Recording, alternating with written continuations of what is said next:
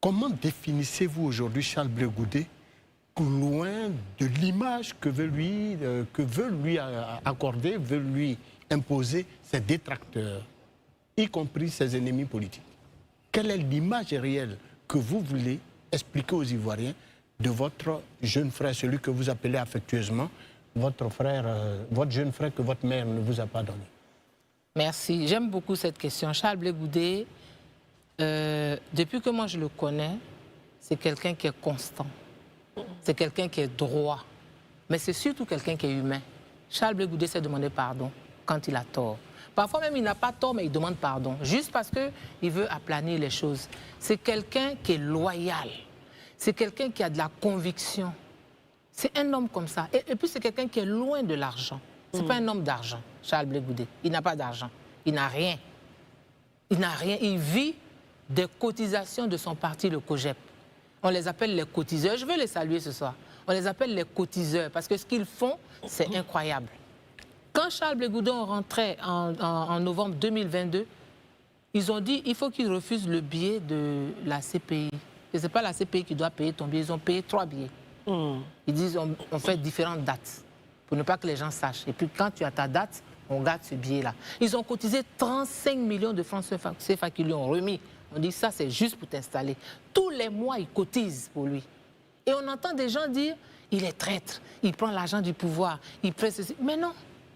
Et donc, c'est cet homme-là, c'est ce Charles Blé Goudé-là que moi, je porte dans mon cœur. C'est quelqu'un... D'ailleurs, il a fait un meeting, le premier meeting à Côte d'Ivoire payant. Payant. C'est quelqu'un qui n'a pas connu sa mère.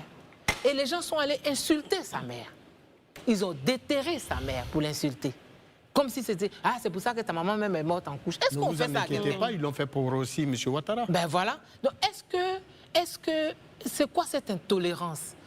C'est quoi cette manière je sais même pas, je sais pas comment qualifier ça. Daouda? Madame Tchilé, est-ce qu'aujourd'hui, quand on regarde la sortie, j'ai envie de dire, la bombe en fragmentation que Charles Blé Goudé a jetée dans la mare politique ivoirienne, est-ce que M. Charles Blé Goudé n'est pas dans un plan conçu, j'ai envie de dire plan commun, lui seul? Lui seul, il conçoit un plan commun. En tout cas, il doit avoir son plan commun dans sa tête. Daouda est fort. Ah oui, il est très fort.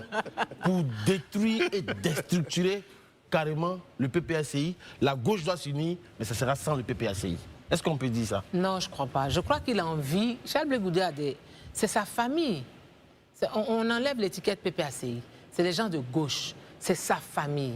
Charles Blé Goudé, je l'ai vu pleurer quand les gens ont utilisé un extrait d'une vidéo qu'il avait faite il y a longtemps pour se moquer de Damana Picasse, qui est comme un frère pour lui. Ils ont vécu tous les deux chez le grand frère de Charles Blé Goudé. Donc c'est des choses comme ça. Il n'est pas dans la malice. Il a envie que les choses se passent bien. Il a envie qu'on parle. Depuis la CPI, il a annoncé qu'il voulait être l'aiguille pour recoudre le tissu déchiré de la Côte d'Ivoire. Il est dans cette logique-là. Il parle avec les gens du pouvoir. Il parle de RHDP. Il parle avec les gens il parle avec tout le monde. Voilà. Donc non, je ne crois pas que son objectif soit de détruire le PPACI. Mais maintenant, le problème, c'est qu'aujourd'hui, l'opposition dans sa grande globalité, aujourd'hui, on est dans une dynamique d'élection législative. Je pense que dans le conscient collectif des gens, c'est que c'était ça le sujet du moment. Mais est-ce que quand M. Charles Blé Goudé aujourd'hui qui sort ce type d'informations assez personnelles, j'ai envie de dire des secrets d'État même carrément, est-ce qu'il ne détourne pas l'attention des Ivoiriens du sujet principal d'actualité pour aller ailleurs? Et compléter votre question, est-ce que cela ne va pas influencer justement les législatives à venir? Réaction? Mais quand on dit les questions importantes, c'est important pour qui? Pour ceux qui sont candidats, pour ceux qui font la politique. Moi, les législatives, ce n'est pas mon problème. Je ne suis pas candidate, je n'ai pas de candidat, ce n'est pas mon problème du tout. Docteur Saraka est candidat. Mais je ne suis pas du COJEP, je vous ai déjà dit ça. Moi, je ne suis pas du COJEP. Vous avez le lien filial que vous avez avec M. Blé Goudé, en fait. Voilà, moi j'ai un lien avec M. Blé Goudé. Je ne suis pas du COJEP. Ça, ça doit être clair. Maintenant, pourquoi il dit maintenant? Mais parce que il y a un moment où tu en as, c'est trop. Ceux qui disent trop, c'est trop. Mais c'était trop, c'est trop. C'était le trop, c'est trop. Il y avait un trop plein. Donc il fallait que ça sorte. Donc il n'a pas réfléchi, il n'a pas calculé à oui, je vais bousiller les législatives. Non, non, c'est pas ça. Il y avait quelque chose qui devait... Vous savez, la pire des complicités, c'est le silence. Le silence, c'est la pire des complicités. Il y a des gens qui savaient. Konaté Navigué qui est sorti, qui a parlé, mais il savait tout ça. Mais il n'a jamais levé le petit doigt quand on traînait Charles Blé Goudé dans la boue. Pourtant, ils se parlent, ils se voient. Je vous dis, ils se parlent, ils se voient, ils échangent. Mais il n'a jamais levé le petit doigt. Donc, toutes ces complicités, tous ces silences-là, c'était trop pour lui. S'il continuait à se taire, peut-être qu'il pouvait se faire exploser. Très bien, oui, c'est une dernière question. On ne pouvait pas vous avoir sur ce plateau, Madame Anichile, sans évoquer avec vous la question qui a fait couler beaucoup d'encre et de salive en Côte d'Ivoire relativement au courrier que, dit-on, Laurent Gbagbo a adressé à Afin Guessan, que Madame Charles Blé Goudé devrait pouvoir en faire la commission à Afin Guessan. Qu'en savez-vous, vous qui fréquentiez les deux personnalités au cœur de la prison de Scheveningen? Mais moi, j'en sais ce que vous en savez. C'est-à-dire que ce n'est pas le président Gbagbo qui a demandé à Solange Blé Goudé de faire une commission. C'est M. Demba Traoré qui est venu trouver Solange Blé Goudé sans en parler à son mari. Dans le dos. Vous avez une femme, je vous ai dit la situation de Solange Blé Goudé, et une femme qui élève ses enfants seule, qui est une femme au foyer. Depuis qu'elle ne travaille pas, elle a repris la plantation de son ex-beau-père et de son mari. Donc, voici une femme qui vient voir son mari. Vous ne savez pas, tu ne te demandes pas dans quelles conditions elle vit. Tu ne sais pas comment ses enfants sont. Tu viens, tu dépasses le mari et tu vas la trouver, tiens, va faire une commission politique.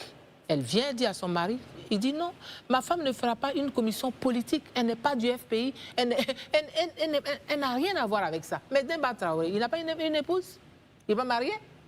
Il n'y a pas de gens dans le PPACI, là, enfin ex-FPI, qui étaient mariés. Mais M. Afin Guessan, le président Afin Guessan, il faisait des demandes. Donc je pense qu'ils auraient pu discuter directement avec lui. Sans passer par Solange Blé Goudé. Le courrier était-il réellement des mains du président Laurent Gbagbo? Non, le courrier était de M. Demba Traoré à Mme Solange Blé Goudé. Jamais le président Laurent Gbagbo n'avait rédigé un tel courrier. C'est ce que vous voulez nous dire? Non, il y avait un courrier, je ne sais pas qui l'a rédigé, mais qui a demandé à Mme Blé Goudé de faire le message, c'était Demba Traoré. Très bien. Ceci explique donc cela. Madame Anichile, nous terminons notre interview, malheureusement. Daouda a posé une question très significative aujourd'hui. Cette interview, vous dites qu'il veut rassembler, mais cette interview est en train de fragmenter encore la gauche au vu des réactions. Comment est-ce que vous voyez l'avenir? Est-ce que cette gauche finira par se retrouver?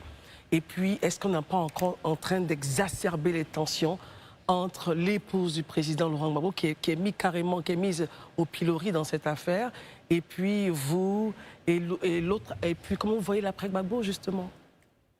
Moi, je ne me représente pas l'après Gbagbo, et je ne crois pas que ça va diviser la gauche plus qu'elle ne l'est déjà.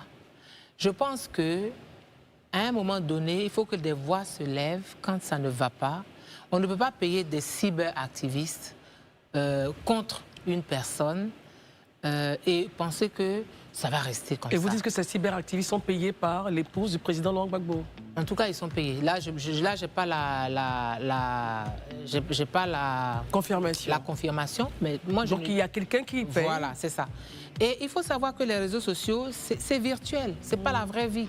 La vraie vie, c'est des gens qui se sont battus ensemble, qui ont lutté ensemble, qui ont transpiré ensemble et qui doivent se retrouver. Donc, et si on se posait, je me pose la question, et si on se reconnectait, je pense que ce qui se passe, c'est une perte de nos valeurs. C'est-à-dire que quand un peuple perd sa culture, n'arrive plus à se... Vous savez, en pays BT, quand quelqu'un vient comme ça de prison, on dit il vient de la mort. Donc on prend la salive d'un poulet et puis on le met et puis on le lave, on te lave. Je pense qu'on est à ce stade-là. Je pense qu'il faut que chacun respecte la douleur de l'autre. Très bien. Parce qu'on a vécu une douleur et puis qu'on se reconnecte à nos valeurs, à notre culture pour se retrouver, qu'on soit de gauche, de droite, mais qu'on soit des Ivoiriens, pour bâtir une nation. Merci beaucoup, Anicheli. Je rappelle justement, parlant de Charles Blé Goudé, que le lundi, à 21h sur Live TV, vous aurez le documentaire Blé Goudé, Retour en terre natale. C'est un point qu'il ne faut pas rater. Lundi, à partir de 21h sur Live TV, le documentaire du retour de Charles Blé Goudé en Côte d'Ivoire.